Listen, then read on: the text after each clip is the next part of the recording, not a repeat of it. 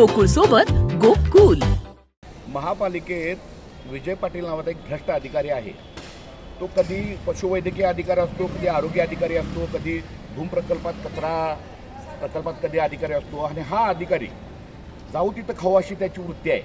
आणि तो कधी धूमप्रकल्पात त्यानं जवळजवळ ₹1 कोटी रुपयाचा तिथल्या मुकादमाला हाताशी धरून भ्रष्टाचार केलेला आहे।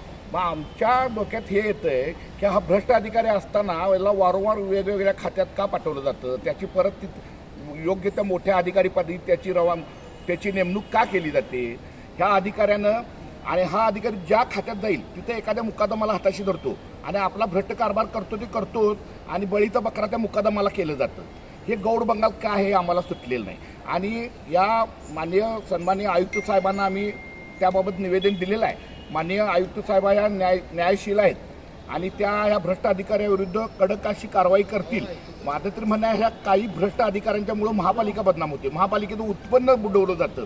महापालिकेचे फक्त घरफाळ्यावर चालणारा उपजीविकेचा कारभार आहे तो। महापालिकेचे उत्पन्नाचे स्रोत अनेक आहेत। मग अशा भ्रष्ट अधिकाऱ्यांच्यापासून कोट्यावधी रुपयांचं जर भ्रष्टाचार होत असेल तर महापालिकेने याबाबत गांभीर्याने विचार केला पाहिजे असं माझं स्पष्ट म्हणणं आहे।